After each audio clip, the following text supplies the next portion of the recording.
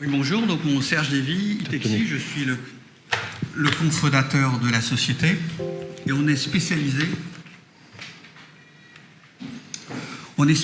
dans la mesure du ressenti utilisateur. Donc je ne vais pas rentrer dans le détail de la date de création, mais rapidement, notre sujet, c'est la performance d'une entreprise, mais l'application de l'application.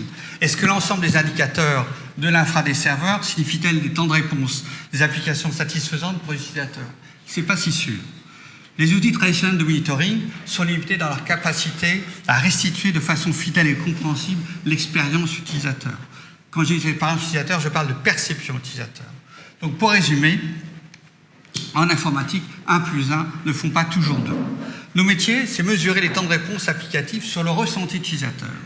Nos solutions s'appuient sur l'interface graphique et sont totalement agnostiques aux technos sous-jacents. On peut parler du Citrix, du web, d'Horizon View, du client lourd, des émulations, y compris des émulations Minitel. On sera capable de mesurer les temps de réponse entre un utilisateur clique sur le bouton OK et le retour de la chaîne applicative.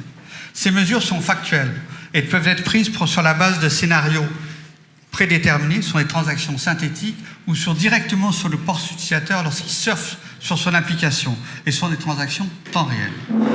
On fournit une météo métier de réponse et fournit notamment avec l'évolution des tendances. Et c'est un aspect fondamental.